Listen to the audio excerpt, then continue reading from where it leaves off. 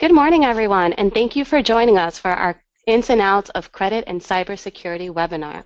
Hope you're all having a good Friday. And before we get started, I want to do a quick welcome just to let you know a little bit about myself and who else is going to be on the webinar today. My name is Migdalia Gomez. I'm the Financial Education Services Specialist here at the Harvard University Employees Credit Union.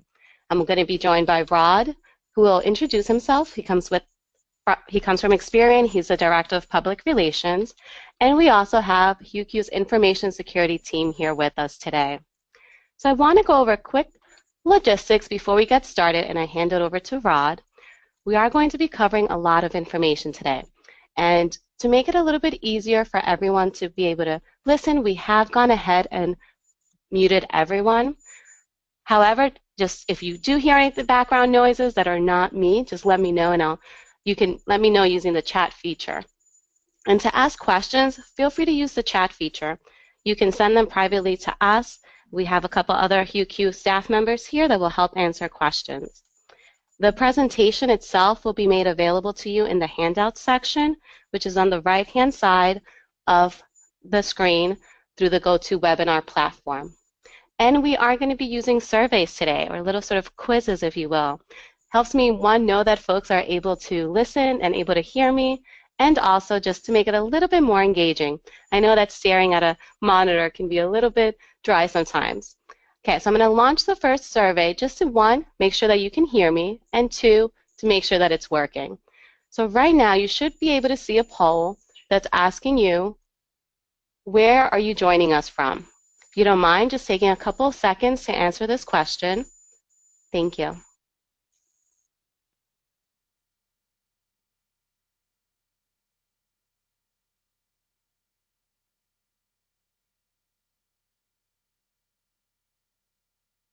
Great, we have wonderful voter participation.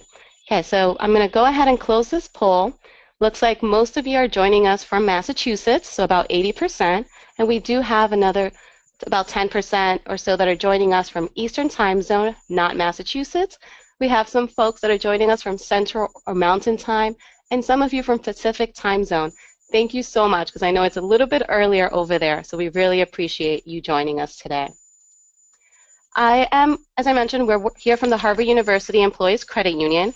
I know that some of you might not be members, so I'll give you a quick introduction as to who we are.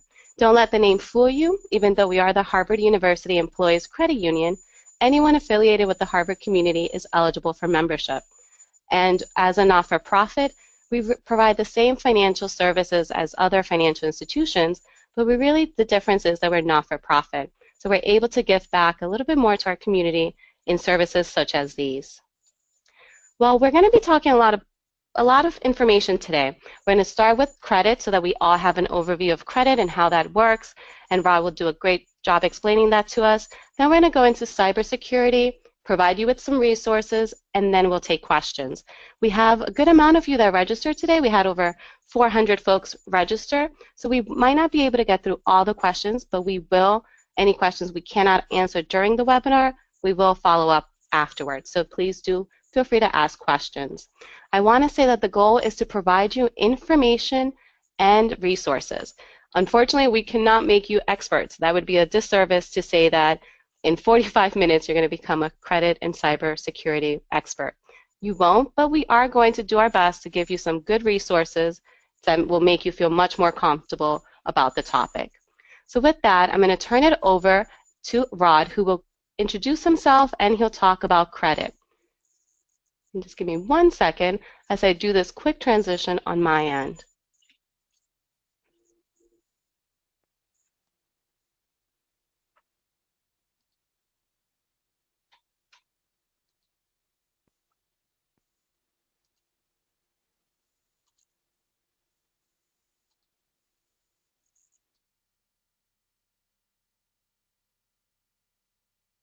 Okay, Rod, let me know if you're able to go ahead and take that. At this point, you should have access, and seems like we cannot hear you, but once you unmute yourself, we should be able to.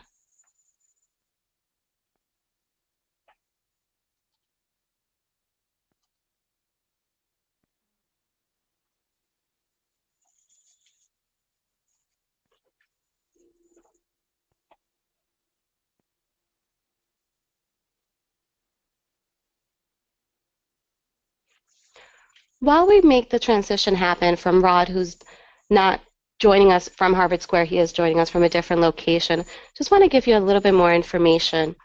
And it Can seems like we? Rod is on. Okay, Yes, I I'll send it over switched. to you, Rod. The phone was not cooperating, so I switched back to the web. So and let's see if I can advance slides here. And I don't seem to have control yet. Wonder why. I'm not clicking in the right spot.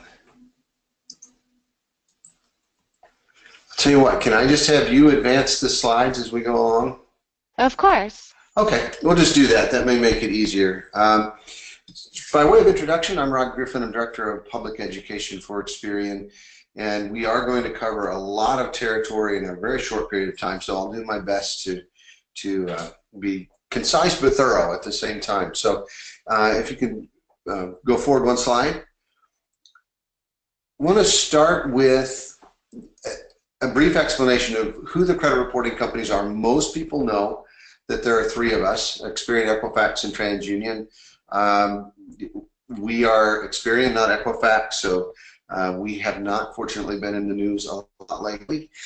So we're a bit happy about that, feel bad for Equifax. But makes the discussion today very poignant, very timely. So just to give you a sense of what the credit reporting companies do and do not do, there are three of us, Experian, Equifax, TransUnion. In most cases, when you apply for credit or you are part of a financial transaction, a credit report's accessed, it happens in the background and you never have to worry about that transaction or the credit report itself. In most cases, it's seamless, largely invisible, because the transaction is facilitated through the use of that credit report so that you can get the credit you need when you need it. Because of our national credit reporting systems, what people don't realize is that it makes instant credit available. So in the past, if you're in Boston, move to Los Angeles, you would lose access to credit. You would have to start all over again because all of your credit relationships were built on personal relationships with the merchants in a particular location. And that's within the last 100 years, so not that long ago. Beginning in the 1960s and into the 70s, we began to establish a computerized, more automated credit reporting system that today is national in scope, very automated, and that history goes with you, so it should be a financial tool. As I said, you can apply for instant credit. Credit in the U.S. is lower cost than anywhere else in the world. Nowhere else can you buy a house at 3% interest. In other parts of the world, the average credit card average interest rate is about 25%. In the US, it's 15% or less on average, so much lower cost. Again, credit's available nationwide. And you can use credit to purchase just about anything. So if you get a new job, move to another city, you can rent the apartment, buy a house, furnish that apartment, get a car. Might even help you in getting that job, especially if you're managing a company's money in some way. So very important in that regard. Your credit report should also be an account management tool. It's something you should use as a financial benefit. You should get your credit report at least once a year. I'll talk about how to do that in just a few minutes. You should know what's in it. One, it can empower you to get the credit you need when you need it. Credit doesn't have to be debt. You can separate the two, and people often think of them as the same when in fact they're two different things, although obviously very closely related. But you can have credit, use it as a financial tool, and not carry debt. You can have a credit card paid in full each month, take advantage of the benefits that brings, cash back, lower interest rates, lower fees, and so on. But you should get that report, know what's in it, just like you do your bank statement each month or your statement from the credit union each month. Know what's there, use it as a financial tool. And can you forward the slide, please? Our role in the credit process is often misunderstood. Credit reporting companies do not make decisions as to whether an individual is approved or denied for credit. We don't rate credit. We don't tell lenders whether or not a person's credit is good or bad. Our role is really that kind of like a library. We collect information from thousands of different sources, compile that, into a format that the lender can then use to help them make a lending decision, to help them manage risk. So we get paid for the service of compiling information and putting it into a format that can be used to help manage risk. Kind of like a library collects books, stores them on the shelves in an accessible way. They don't edit Shakespeare because it's too hard to understand, for example. We don't edit the information in a credit report, although we will monitor the information that's reported from lenders to make sure that it makes sense. So for example, if a large lender reports 100,000 accounts and they're all 90 days late, we're going to say something's wrong, it doesn't make sense, it's not logical. So we'll watch for those sorts of anomalies, but we don't go into an individual's credit report and say, no, they weren't a day late. That's the information that the lender maintains. So we maintain that information. We check it out to the lender when they have a permissible purpose under federal law, when they have, under the Fair Credit Reporting Act, a right to access that information. And can you advance the slide, please? And these are those permissible purposes. These are the only reasons that an entity can get a copy of your credit report. Most of them are pretty logical. To open or manage a credit account kind of makes sense. To make pre-approved offers of credit. And I always sort of jokingly say you should be proud if you get pre-approved offers. It means you're managing your credit well, and they want you to be a customer. You can't opt out of that service, although that does narrow your marketplace opportunity, if you will. Pre-approved offers of credit open the credit marketplace to you as an individual nationally, rather than just being local. So you're no longer dependent on your local lenders. I always tell people the most powerful word in credit is no. You can always say no. You don't have to accept the offers. You can opt out. The inquiries resulting from those offers do not affect credit scores in any way, so you don't have to worry about that issue either. For employment purposes, the thing I would stress here is that employers never ever get credit scores. Employers never get credit scores. Scores are not used by employers. They receive a very limited version of your credit report that eliminates anything that would violate Equal Credit Opportunity Act regulations, doesn't include account numbers, doesn't include information they would not need. The reason that employers look at a credit report is that it can help them in identifying financial issues that might affect an potential employee's ability to work for that company if they're managing that company's money, for example. And the second reason they use credit reports is to verify identity. So they will match the identifying information from a credit report to your job application to verify that you are who you say you are. We see that most often in roles that require security clearance or that may be dangerous in some way. So for example, in Houston, I live in Texas, so in the Houston area, there are chemical plants. They'll use a credit report to verify identities because they want to make sure the people that have access to caustic chemicals are not someone that could pose a risk. So those are the two reasons we see credit reports used for employment purposes. To underwrite insurance, this has been part of the law since 1972. A business transaction initiated by the consumer, that simply means that you've applied for credit. Makes sense. A court order or federal grand jury subpoena, we are not government agencies, we are private industry, and we take that very seriously. If the law enforcement agency wants access to a credit report, we're going to require a subpoena or a court order before we will disclose that information. To evaluate the risk of an investor, so if you want to invest with a startup $1 million, that startup could check your credit history to verify that you actually aren't $2 million in debt and so don't actually have that $1 million. Eligibility for certain government licenses, and as I mentioned, security clearances, those sorts of things. And of course, disclosure to you. You can get your own credit report anytime that you would like to.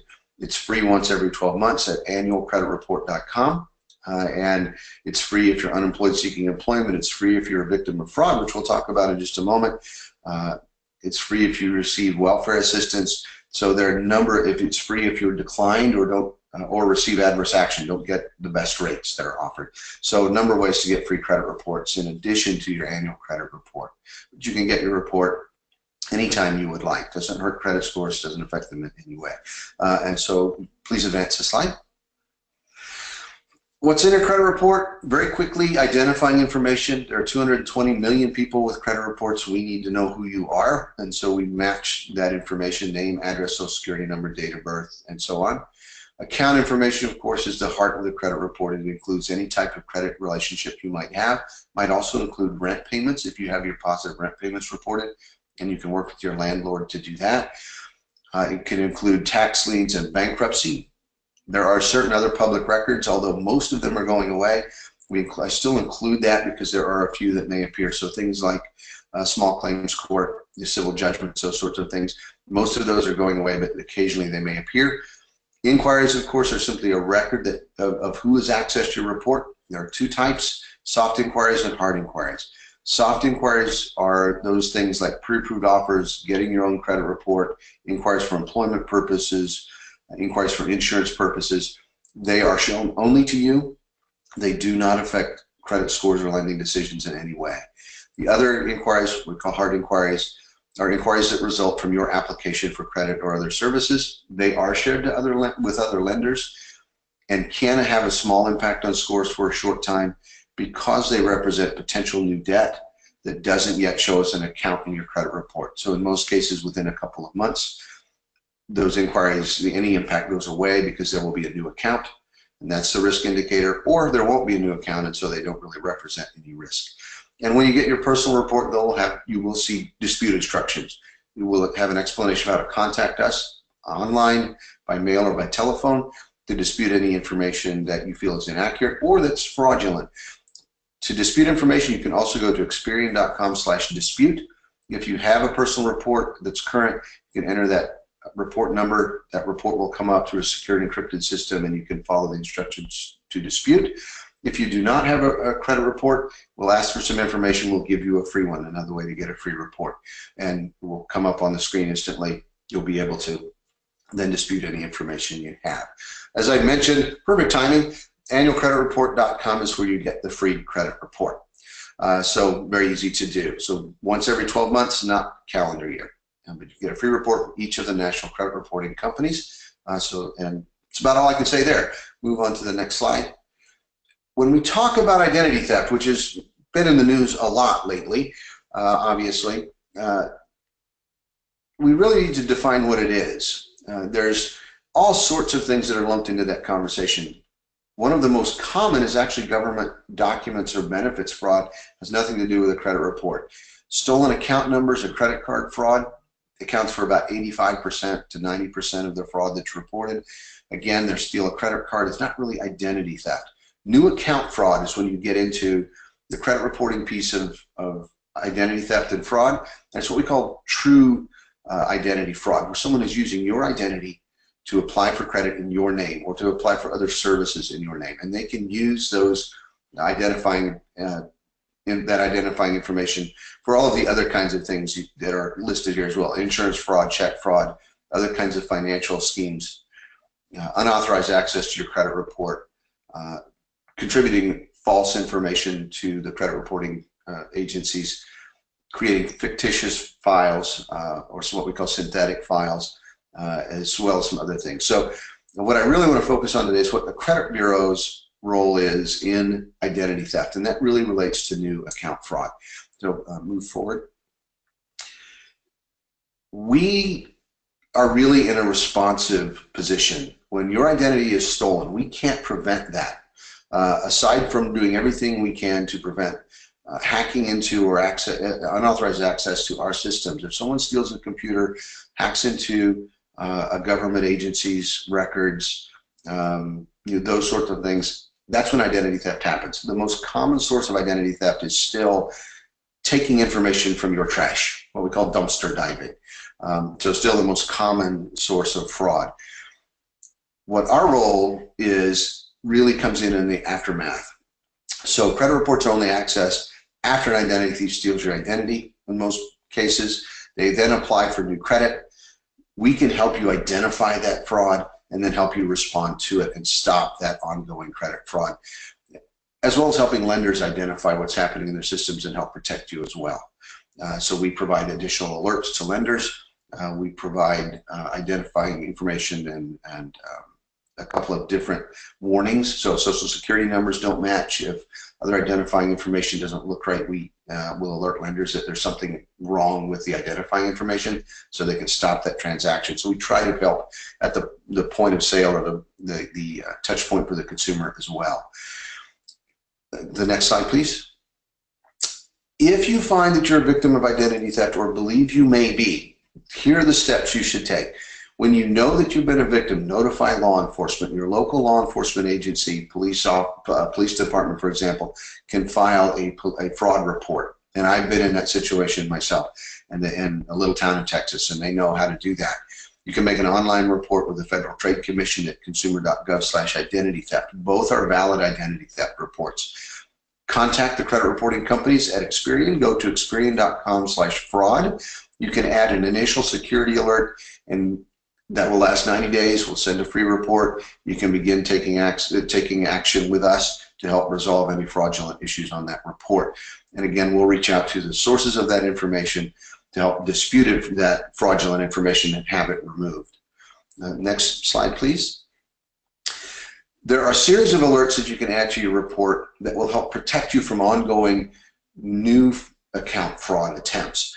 Initial security alerts that I just mentioned last 90 days. They say that I believe I'm a victim of identity theft. Before granting credit in my name, please verify my identity, get a free report.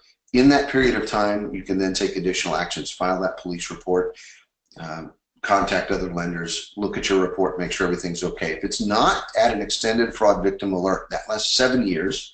It says, I believe I may be a victim of identity theft. When you add that alert or request it, you'll provide your police report. You can include telephone numbers, day and evening, work and home, whatever you choose. And it asks lenders to call you before they grant credit in your name. In most cases, that's sufficient to protect that credit history because lenders are required to respond to those alerts. They cannot ignore them under federal law. So very important, an extended fraud victim protects you essentially for 7 years. Active duty alerts are also important. If you are or have family members who are members of our military, they can add a free active duty alert. It lasts 12 months. It says, I'm deployed. Please protect me from fraud and don't allow access. Often we're asked about security freezes. You can place a security freeze. If you're a victim of fraud, it's free. If not, there are fees associated with your state law. Typically around $10 to add a freeze at each of the bureaus. You have to do them separately. We share security alerts. We do not share freezes. But before you grant credit, or before you apply for credit, pardon me, you will need to lift that freeze, and you will have a PIN number you'll need to provide. Be aware that a security freeze does not prevent identity theft, and that's the one concern I have when I hear discussions around security freezes. I often hear people say, I've just frozen my file, I don't have to worry about identity theft, and it's simply not true because of all of the other things that happen. A security freeze can help prevent ongoing fraud in a severe situation where someone is using your identity to apply for new credit, so new account fraud. It's fairly limited in what it does. So just be aware of that. You can freeze it. Experian.com/freeze. You can learn how to do that. You can add a freeze and very easy to do. So again, Experian.com/freeze. We may ask for some identifying information initially because we want to verify that you are asking for that freeze and not a fraudster. But once you make sure we have the right person, we'll provide that PIN number. You can then lift that freeze by mail, by phone, or online. Very easy to do, but you have to remember that PIN. And so there are downsides. It also removes you from the marketplace. So be aware of what a freeze is. That's my only caution there. And understand it doesn't prevent someone from stealing your identity. It really only comes into play when someone applies for new credit using your identity. Next slide. And just a couple of things to learn more. Again, free report, annualcreditreport.com. You can learn more about education, about credit and what we do at Experian.com/credit education, as well as at Experian.com/consumer education. We write Ask Experian, a credit advice column. We've done that for 20 years. That was actually my first job. And provide all sorts of information about fraud and identity theft, about credit reports and credit scores, and so on. And we also are very active at Experian in financial education and financial literacy. We're a founding partner of the Jumpstart Coalition for Financial Literacy. and financial education support, the Life Smarts program for high school kids, and a number of other programs. So just be aware of those. And then the last slide, I want you to be aware of products and services that we have. And I point these out because I want you to know they are fee-based. They might be the right thing for you, maybe not, but I want you to be able to make an informed decision. Credit Educator teaches about credit reports and scores. ProtectMyID.com is a monitoring service, and Experian has AutoCheck.com, which is an auto history report. Key issue now with the hurricanes, beware of auto fraud, particularly sales of used cars, and it can be very helpful. And with that, I'll stop talking and let you ask any questions you might have. Thanks, Rod. So we are actually going to hold questions till the end. That doesn't mean if you have questions, you don't have to hold them. You can just go ahead and send a question to us.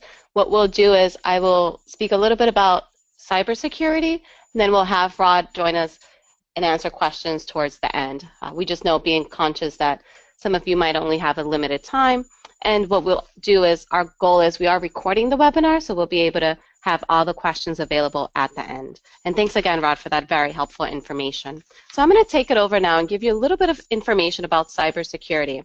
Now, Rod did a great job explaining why should we really care about cybersecurity. Now, once our information is compromised, he mentioned it exactly. Someone can create a new identity with your information. And part of that means that they can take on loans and credit cards under your name. And realistically, maybe that's not so much of a problem if they were responsible and paying your bills, but the likelihood of that is very unlikely. Most people that are obtaining a loan or a credit card under your name, they're not going to pay the debt. So then that's going to have a negative impact on you reaching some of potentially your financial goals, and also it really realistically just creates headaches and situation that none of us want to be in. But as Rod mentioned, there are ways to combat that. Now, who are they targeting? Are they targeting senior citizens that are probably maybe not on their computers as often? Are they targeting the young college student? Are they targeting the folks that are not shredding their mail? Unfortunately, they're targeting all of us. So it's not just one specific group that's the target, it is all of us. Now, I know that this might be a little bit of some hard information to go through, so I hope that the pictures of adorable dogs and cats will make it a little bit lighter, but I'll give you a little bit of how they can get our information. So hackers can get to our information through what's known as social engineering. Essentially what that is utilizing our human interactions and manipulating us to give up our information, and specifically our confidential information. Now, they do this through a variety of different ways. There are different tactics that you're seeing now on your screen. And do I expect you, am I going to quiz you on, is this a baiting tactic? Is this a phishing with a V versus a phishing with a PH tactic? No. The takeaways here are, there are going to be things that are going to look weird. So if you get an email maybe with the font looks a little bit weird, something that's unexpected and it's urging you, you must act now.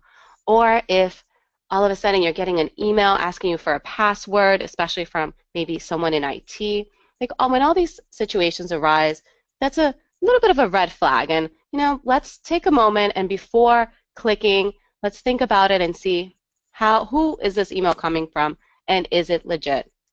And I want to point out one of the examples that I have listed here is a USB drive. Like we might not think of it here at the credit union for security reasons. Obviously, we can't just plug in a USB into our computers, and that makes sense. You don't know where that USB has been, and you want to keep it so that everything is nicely secure. But how many times have perhaps a colleague or someone handed you a USB drive, you put it into your computer, and you don't think twice?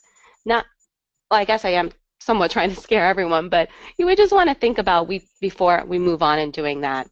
Other things to be mindful of, especially when you get emails that are telling you, you must click now, you must do this, congrats, you won a prize. Or even maybe you received an email from your financial institution. Maybe you think you received an email from us, but it looks a little bit fishy. One of the things that you can do is use the email as a notice. So instead of clicking directly on the link, if you're not quite sure, then go straight to the website. Use, Google that information and then go to the source that way instead of using the link to get you from point A to point B. Other things that I want to point out, and I think some of these you've probably seen before, the I'm stranded and I can't get home emails. Like, we've all heard of these situations in which someone will pretend to be a family member, a friend of a family member, and they pry off of our good nature. We want to help people. We feel that, oh, someone's in need, I must do something to help them. And we always have to sort of take a moment back and think, okay, is there another way for us to reach this person? Does it all look a little fishy? And just double check with others. Now, I did mention we're going to have a couple of quizzes, so I'm going to launch another poll for you, and I want you to tell me, based off of the information that I just shared, which of these could possibly be a hack? And as before, you can just go right ahead and vote, and it is anonymous.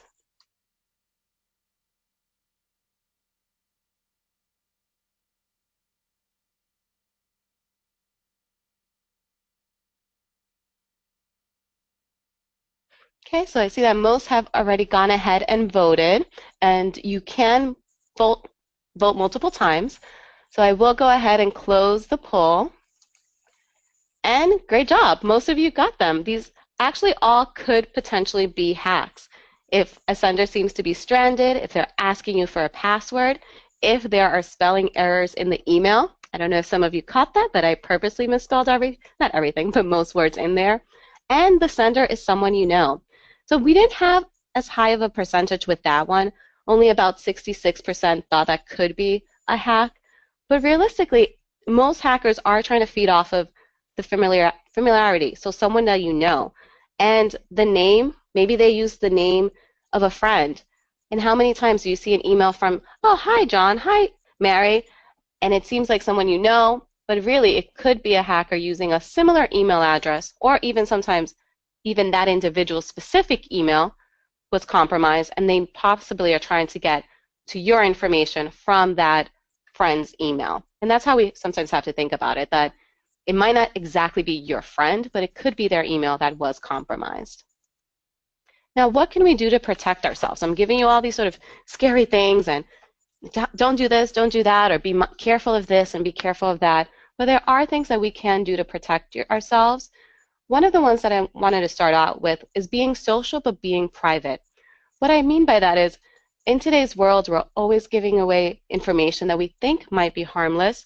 Maybe our date of birth. How many of us maybe are on social media and get multiple happy birthday messages and it's on the day of our birthday, and it's exciting and it's great, but at the same time, we just give our date of birth out to potentially strangers, unless all of us know who our friends are on social media.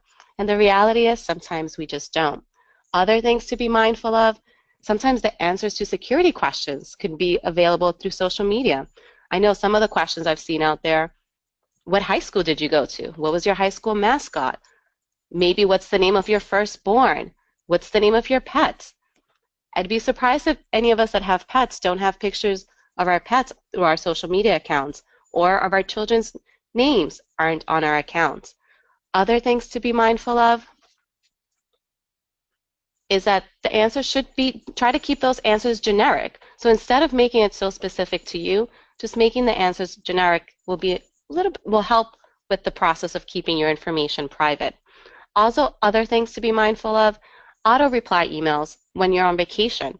So maybe you're on vacation and you put an auto reply, hey everyone, I'm on vacation. And I'm speaking more specifically for maybe private emails, but just like you're basically notifying everyone, I might not be checking this account. I might not be home. My door is essentially unlocked. So these types of things that we usually wouldn't put up a sign in front of our house saying, gone on vacation, everyone, even though it's not in your home, it is on your virtual home, which is now the way that most of our information can sometimes be accessed. Now, passwords. This is a common one. We've all heard, change your password often. Now, I know for this one, you might think, why? What is the point of changing my password often? Well, you never know when or if your information was compromised. So maybe your information was compromised today. That person might wait a couple weeks, couple months to then use your password to get to your information. If you change your password often, if my information was compromised today, but I change my password tomorrow, then guess what? That person no longer has my updated password information.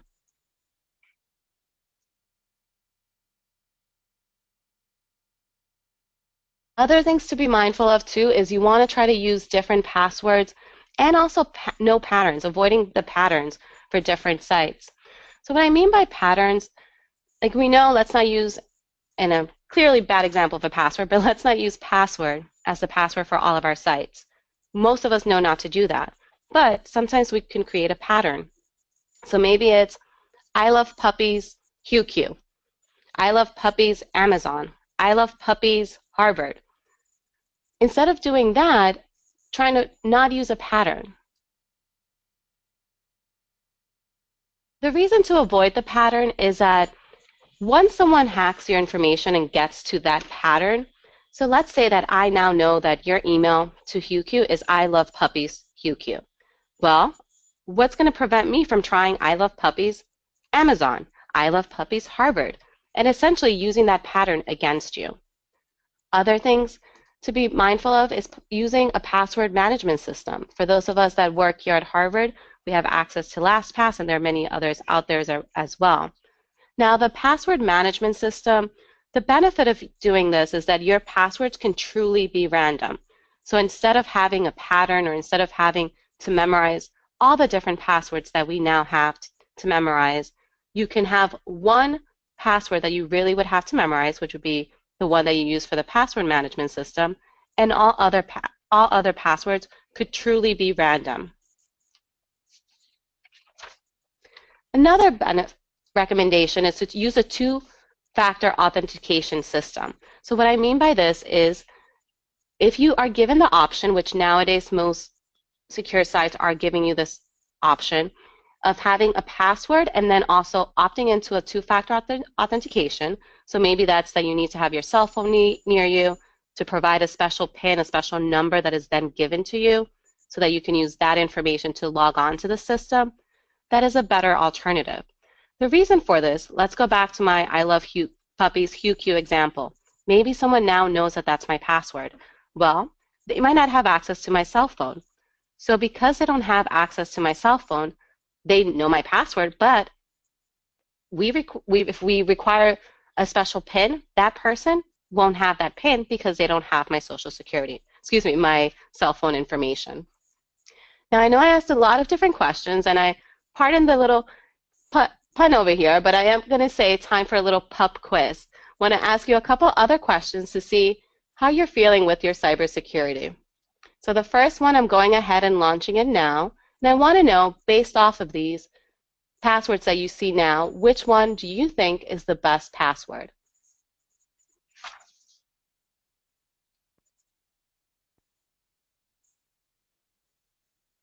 I'll give you a couple more seconds so that I can, before I move forward to the next one.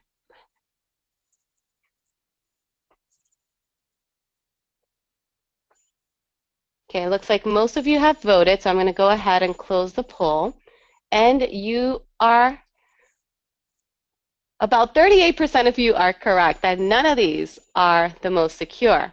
Now, the first one, Amazon is the best, exclamation. We know that's a pattern, so that's not a good option. Password 123, as we know, it's sort of generic password, so it's a common one we want to avoid. Some of you thought that TYUI876 could be a good password. Now, if you look at your keyboards, you will notice that TYUI are sequential in order. If you look at 876, they're numbers that are in order just backwards. That's one thing to try to avoid, avoiding keystrokes that are very common. So if I would have said QWERTY, QWERTY, most of you would have said, oh no, that's bad because we recognize that. So just trying to stay away from easy keystrokes that others could. MG02138, also not a good one. My initials and the zip code here where I am currently. Okay, second pup quiz question. And yes, I said pup. Okay, which of these websites is secure? So you can tell it's almost lunchtime, so I did put some food websites up here. And don't go to these websites. I don't know if they actually exist. So which one of these do you think is the most secure? Okay, most of you are getting it, so I'll give you a couple more seconds before I close. See, most have voted, so I'm going to go ahead and close that. Okay, 68% of you were correct. HTTPS. S is what you're looking for. The last one, HTTP ://secure, says that it's secure, but it doesn't have the S, which essentially encrypts our data. Last question in our, second to last question in our pub quiz. Which of these is the leading cause of data breach? And this is according to our friends at the website that you see listed here.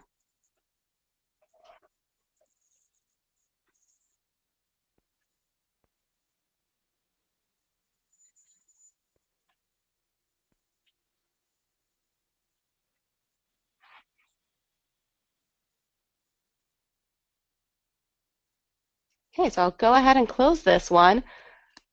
Only 18% of you got this one. According to source, the privacyrights.org website, employee error is the reason for most data breaches that are occurring. Now, last question. To be protected against hacking, which of these should you choose to update your device? And again, we're taking this directly from privacyrights.org.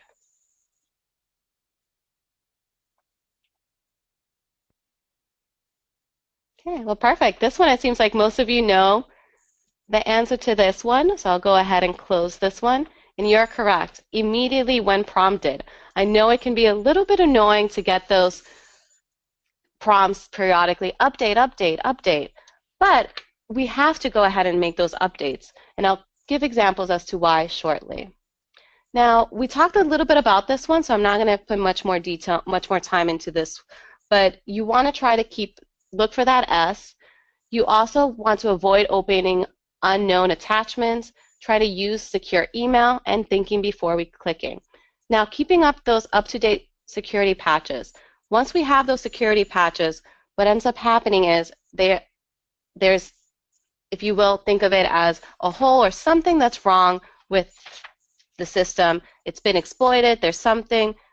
They're sort of like ants that are getting into holes in our walls. The patches allow the systems to be patched so that those ants or those hackers, if you will, can't get into our systems.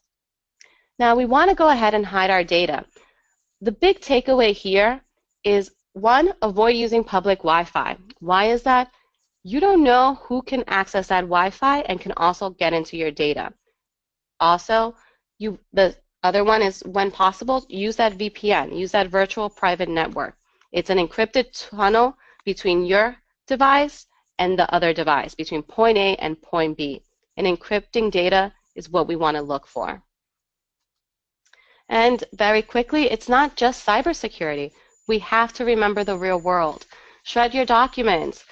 Rod spoke about this briefly, so you definitely want to make sure you're protecting all of the mail, looking at your mail, and also carry only essentials. So if you are traveling, remember, the old-fashioned pickpocketers still exist, and try not to carry your social security numbers, cards, passports, information that you might not need on a day-to-day.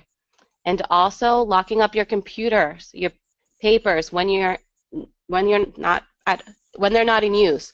So whether that's at home or in the office, and especially in the office, trying to lock up that information. I'm always surprised by how many people I see on the T that I can tell that they've worked, where they work and what their full name is, because I can always see their ID. Now, one of the pieces I want to say of where you can get a little bit more information, but before even going into that, I do want to show you our friends here through information security awareness campaign that they put together through Harvard. Small action, big step, big differences. So these are the 4 steps. If you remember nothing else, sort of big picture. Be wise before you click. Remember to use those updates. Use strong passwords and know your data. Now, there was a lot of information that we provided today, and I know we'll start questions shortly, I want to give you one resource, which is our website / cybersecurity. From here, we added good amount of resources, good amount of links, just to give you more information and more credible sources of where you can go to access more about credit and cybersecurity. Also, for those of you that are Harvard employees, do know that through information security, if you want a detailed training, they will come to your office and provide snacks and give you updates about security. For those that are not Harvard employees, check with your IT, check with your company to see what trainings they can provide specific to your organization.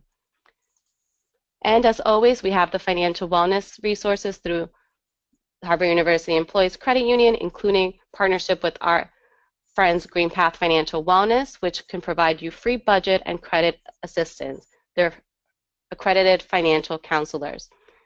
Now, I want to also say, please share the knowledge. There's a lot of questions, a lot of information. So we're going to start taking questions now before I go off to the survey. But as I am taking questions, for those of you that might need to log off, please feel free to do so. Everyone else, hope you can stay on while we answer some questions.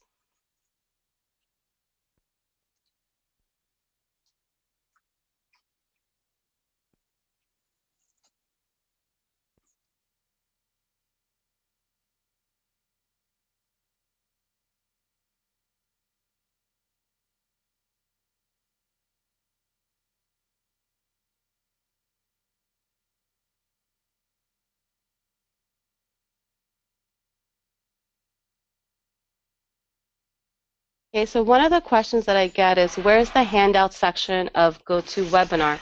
So if you go to the right, depending on how you logged in, it could be possibly on the right-hand side. But we did go ahead now, and you should be able to see the ins and outs of cybersecurity webinar handout. So that is now available to you.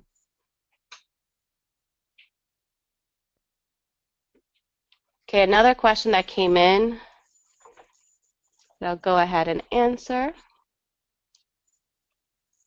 And thank you everyone for bearing with us and the patience. There are just many questions, so it's a little bit harder to go through them than I anticipated. So thank you for your patience. Should we shred everything to be safe? Is there ever a time when ripping up a lot is enough? Wonderful question. Yes, it is recommended to just shred everything. Shredding it really is the better option.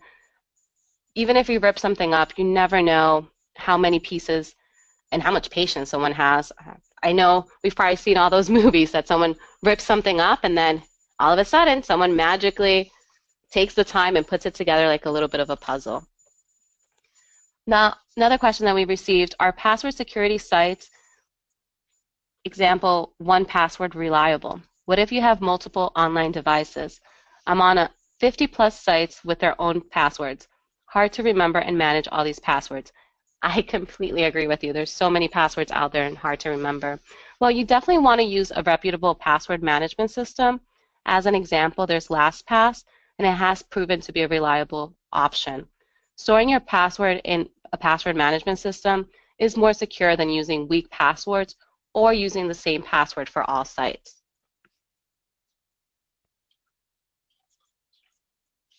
Okay. Now, I'm going to have a good amount of the other questions are for you, Rod, so I'm going to go ahead and unmute you, or if you could unmute yourself, and I'll start asking these for you, Rod. Okay, Rod, are you able to hear me? Yes. Okay, perfect. So I'll start asking some of these questions for you, Rod. These security freezes online ask you for all the information you're not supposed to give online. Good point. How do we know if the places we are sending this information is legitimate? Yeah, and as always, that's part of the challenge. In order to protect you, the good guys need the same information that the bad guys need to try to harm you. So if you're going to freeze, know where you're going. Go directly to the site. Sort of the same rules. If you go to Experian.com/freeze and look for that HTTPS, you initiate that transaction. When you upload information to us, provide that information, we need to be able to match it to your credit history, make sure we're connecting to the right individual. So we need all of that information, and that's one of the challenges we have. But if you initiate the transaction, you type in the URL, go to Experian.com/freeze, and you'll be able to see that right away, and know that you're in the right location. But it is, a concern, and it was, there was a site that was spoofed. So same rules apply. Be sure that you are looking at the right site. Make sure it's spelled properly. Make sure it's a secured site. And it's really it's a difficult challenge. I would say that I think online submission is safer than the mail, although we do need sometimes to have information mailed to us in terms of documentation and copies of documentation. But if you initiate the contact to a website or to a phone number, much more secure. You'll know that it's that you are reaching to the right organization, as opposed to someone calling you. And we would never call you or reach out to you directly from Experian. So also something to be aware of. Thank you, Rod. And many more questions are coming in. We are, again, going to try to get through most of these. As a reminder, if we can't get through them during the webinar, we are going to put together an email answering the questions so that you do have access. So the next question for you, Rod, is immediately after the news of Equifax breach was announced, I tried to check my credit reports. I was not able to access any of my reports due to traffic. I was able to put a security freeze on each company's website. When I tried to check my annual report another day, it indicated that I'd already received my report. Is there any way to dispute this? Yes, if you go to Experian.com/dispute, request a report, you'll be able to get a free report. Excuse me, and there'll be contact information. You can speak to a representative. That's very strange. If you went to annualcreditreport.com, should not have. If you didn't receive the report, it shouldn't have flagged it as having done so. So not sure exactly what happened there, but if you go to Experian.com/dispute, request a free report, fill in the information rather than a report number, which you won't have. We'll give you that free report, and you'll print it, and you'll be able to then contact us. We can figure out what's going on. If you go to annualcreditreport.com, there's also contact information there, a toll-free telephone number, mailing address that you should be able to send your concerns to as well. It's a portal, and they can reach out to each of the bureaus. Thank you, Rod. Next question. For credit freezes, do you need to do it with each of the 3 credit companies? Correct. Yes. So if you added a security alert, the security alerts are free, and we share those. The freeze is individual. They're regulated by state laws. So there are 50 different state laws with 50 different requirements depending on where you live. And you need to do the freeze independently with each of the bureaus. And same thing's true when you lift that freeze. You'll need to go to each of them. Thank you. Can you ever speak to someone at a credit bureau? If not, what is the best way to have a question answered? Yes, you can. When you get your Experian credit report, it will have a toll-free telephone number. You can call that number. I'm smiling when I say this. It's a wonderful automated selection system. But if you ask for a representative for an agent, you'll be able to get to an agent. You may walk through some steps, but you can speak to a representative at Experian. And when you talk to someone at Experian, you're talking to someone in Allen, Texas. So our call center is in the U.S. Since you mentioned that a credit freeze does not prevent identity theft, is it better to do an extended fraud alert? How do you know when it is better to use one over the other? Yeah, so it's really an escalation process. So step 1 is that initial security alert. You can check your report, make sure everything's okay. If there's no sign of fraud, you may not need any more than that. If you know you're a victim, that extended fraud alert is, for most people, sufficient. The freeze comes into play when you are in a situation where the extended alert doesn't stop the problem. And so as a fraud victim, it's free to freeze a report as well. But if you have ongoing identity theft issues, an extended alert doesn't prevent ongoing credit fraud, then it can make sense to freeze the file. There are some people who are just very concerned about having access and are organized enough to make sure they have 3 different pins, lift those freezes when they plan to apply, or who are not active in the credit marketplace, and a freeze might make sense for them. Elderly, I often talk to people who have elderly parents or grandparents who are no longer using their credit history, no longer actively seeking credit. Freezing the file might make sense in that situation. But if you have an ongoing, persistent fraud problem, a freeze can make sense. As a precaution, the people I hear from generally say it's not worth the effort, especially if you have a security alert on file already, because it also affects things we don't think about, like getting cell phones, utility service, renting apartments. So all the things that aren't traditional credit can be a challenge as well. So just look at what you're doing and whether or not a freeze is right for you. It's in part personality. Are you organized enough to lift the freeze when it needs to be? And if you're not a victim, do you want to spend $30 each time you apply for credit to do that? So it's kind of that kind of circumstance. You mentioned that an online report with the Consumer Trade Commission when being a victim of identity theft. What does that do?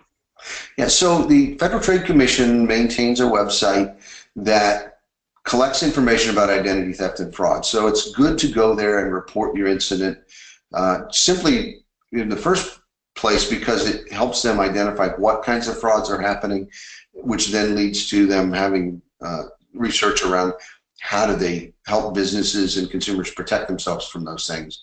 But they also have a fraud report that is, at least by experience, considered a valid identity theft report that you can use then to add that extended fraud victim statement to your credit report. And also use it as an affidavit with lenders and others when you are disputing fraud with them or fraudulent charges or fraudulent accounts. Can you opt out of having your information sent to one or more of the credit report companies?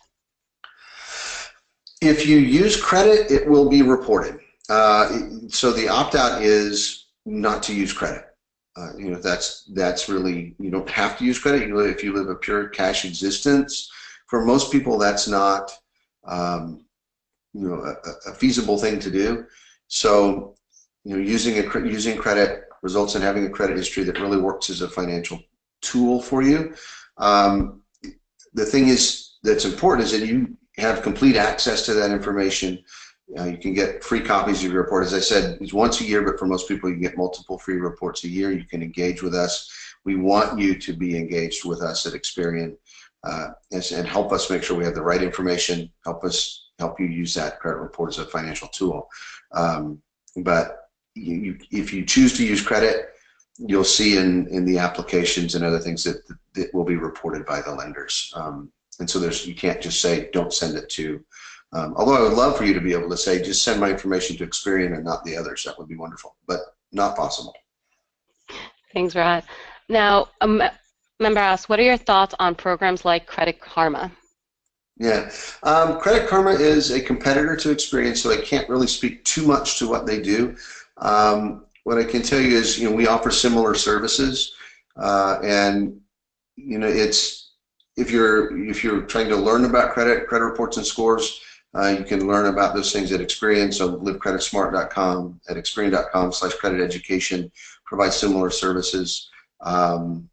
We do have something we call Right Offer that helps identify the kinds of offers that you would want based on what you tell us would be right for you if you're shopping for credit cards, for example. So they can be a useful tool. Understand that even though they often are positioned as free, they are not. The trade is information, and so you're sharing your information with them and with us to then offer products and services that would be suitable to you. So it's an exchange of information, and So that's that's the investment you make in that kind of service. So you will receive product offerings and things, but can be useful tools. It's good to know a score. It's more helpful to know the risk factors that go with that score and what's in your credit report, because scores all use the same information to do the calculations. They all use your credit report. So from my perspective, knowing and taking what's in a report, take care of that report is the most important thing you can do. Thanks, Rod. We have a couple more questions, and I do want to be respectful of Rod's time. So, Rod, do you have about 5 more minutes for a few more questions? Sure. Okay, Sure. thank you. Another one that came in, why do credit agencies charge for credit freezes? Or actually, how do they charge for credit freezes? Yeah, if you are a victim of fraud, they're free. So there's no cost to freeze a file. We charge typically, depending on state law, it's usually about $10 to freeze a file initially, and then subsequently to lift and refreeze. And that offsets our cost of managing those freezes. Especially when it was a new system, it was very manual. We had to literally have a person go into each file when it was requested, pull that file up, place the freeze, restore the file, and manage it. So there's cost around the freeze process itself. And so we have representatives who are responsible for doing that. There also results when things are frozen, the cost of managing around issuing new PINs and all of those kinds of things, compliance costs, those sorts of things. So the $10 actually offsets our cost. The cost of an individual freeze, from what I've been told by our executives, is actually a little more than that. So that's why it's a business cost, and state laws dictate, specify how much we can charge when a freeze is lifted or thawed, or placed or thawed, pardon me. Thank you. So we'll do 2 more questions, and I'm seeing some folks stating if we're going to be able to get through all questions. Due to the volume, we are not going to be able to do all of them during the webinar, but as I mentioned, we are going to answer them and we'll send out an email. I also had some folks having difficulties accessing the handout. Depending on how you have your webinar set up, there should be a navigation on the right-hand side. One of the drop-downs says handouts. Under that drop-down, we do have the PowerPoint currently available. We are going to send an email, which we can also include a link to the presentation. The webinar is also being recorded, so we will make it all available to you. Now for our last 2 questions, Rod, why are there 3 credit reporting companies? Yeah, kind of like the same reason there are 3 major car manufacturers in the U.S., so Ford, General Motors, and Chrysler. The credit reporting companies were born in the late 1800s, early 1900s. Experian, we think we were first with an organization called Chilton, and Jim Chilton in Dallas, who kept a little black book. Equifax has a revisionist history. I know some of the people that I pick on them. They think they were first. But what happened was Experian was essentially born in the West, so West Coast, western part of the country. TransUnion grew up in Chicago and sort of the middle of the country, and Equifax was in Atlanta and in the East. So we kind of covered regions. So there were 3 regions that were covered. Over time, we'd all become national, and so are pretty equivalent or equal across the nation. But sort of just historically, there were 3 bureaus that kind of grew up and split the country in 3 regions initially, just because of scope and scale and the way they evolved. So just a matter of history. Thank you. And for our last question, is the FICO credit score from my credit card company helpful? Is it the same as credit report agencies report? Yeah. So the FICO score is a FICO score. There are lots of different FICO scores, so that's the first thing to understand. FICO is a credit scoring company, and they have a number of different scores. So it is it's a real FICO score. You can get a FICO score from Experian when you subscribe to monitoring services or use Experian's app, and that's a FICO 8 score.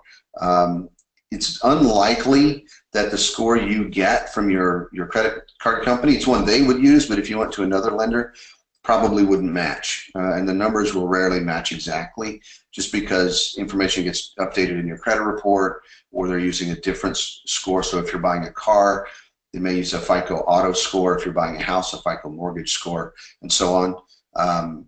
And so your scores likely won't match. They're still very helpful because they give you a good sense of where you stand in terms of credit risk.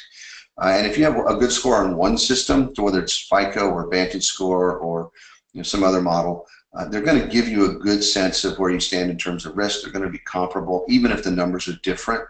If you have a good score with one system, you're going to have a good score with another. More important to me, again, and I think I mentioned earlier, is to get the risk factors that go with that score. Risk factors describe what from your credit report most affected the score you received. Even though the numbers can be very different, the risk factors tend to be very consistent. So if you address the risk factors with your credit report, you'll be able to improve all of your credit scores. So numbers nice, yes, they're real and legitimate scores, but the risk factors in that credit report are really what drive them. Thank you, Rod, for answering all those questions and all that detail that you provided. I want to thank everyone again for attending today. As I mentioned at the beginning, my little disclaimer here, there was a lot of information that we covered. We provided you with some resources, and this is really meant to be more high level, provide you to the next steps of where to go. And as always, nothing is specific advice or recommendations on exactly what to do, because one situation is going to be a little bit different. So definitely utilize the resources to learn more about your situation and what you can do to protect your credit and yourself through cybersecurity. Thank you so much for joining us today. We will make the handout, the webinar, the questions, we will answer those and get back to you probably within the next couple of business days. The handouts, some of you might not access them through the right-hand navigation. If you're using a Mac, it could be on the top of the screen, and if you hover over, you should see where it says handouts. I will stay on and keep the webinar going to give you a couple minutes to be able to answer that survey. I did send out the survey link, and also so that you can try to download the handouts. Thank you again, and have a wonderful Friday. We'll be in touch in the next couple of business days. Thank you all. And thank you so much, Rod, for all your help. Well, thank you so much for having me. You're welcome.